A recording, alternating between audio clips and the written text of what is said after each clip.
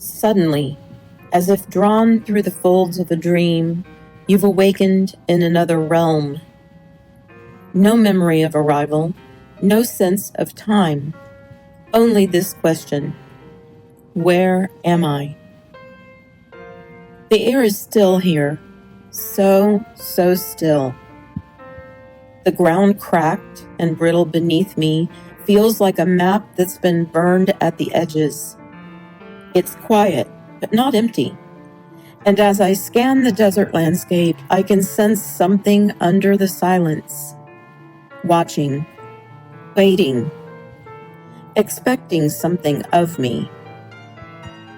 My stomach turns in anxious anticipation as I acknowledge I have been called here. This place feels like a question I've been avoiding. And although on the surface it would seem survival is my only real task, I'm not sure that is actually it at all. There's something even deeper than that at play. I'm being asked to remember something, not just about the world, but about what it means to be me.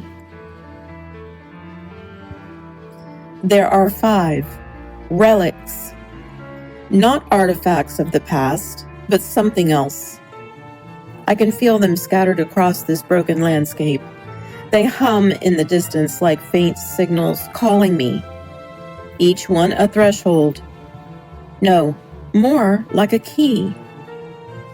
Each one a necessity. Without them, there's no way forward.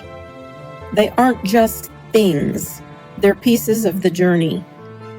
Wait, they are pieces of me.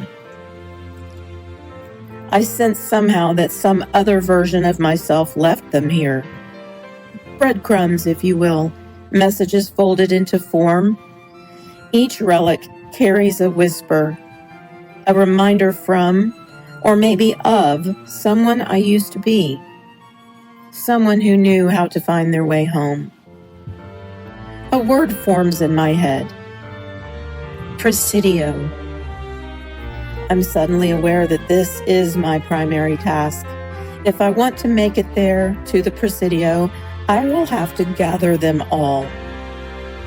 Not only to collect them, but to feel through them and let them change me.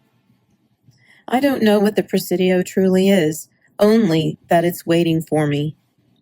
Like a door that only opens when something inside you begins to waken. Maybe it's not a place at all. Maybe it's what happens when you finally stop forgetting. All I know is this: to find sanctuary, I have to begin.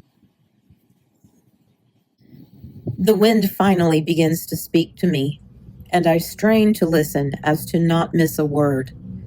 But it's really like a low, wavering hum, like a ribbon of sound twisting just beyond the ear. Not quite music, but not music either. It's beautiful in a way that frightens me. I look up. The horizon is molten, dust and light folding into each other like breath and heat. The only landmark is one single towering bluff standing right in front of me, casting the only shade for miles and miles. It somehow seems out of place, lonely, like a single actor standing on the stage of an empty theater, dying to be heard. There are no signs except the fragile ground pulsing beneath me. The cracks in the earth begin to form a path, faint but deliberate, as if something ancient dragged its fingers through the sand and meant for me to follow. I take a step, then another. Each movement feels louder than it should, like the land is listening. Every color here has weight, every scent holds shape. Even the air seems alive with intention, sweet, dry, electric. And then, halfway buried in the sand, I see it. A vessel A black glass bottle with a label worn smooth by time.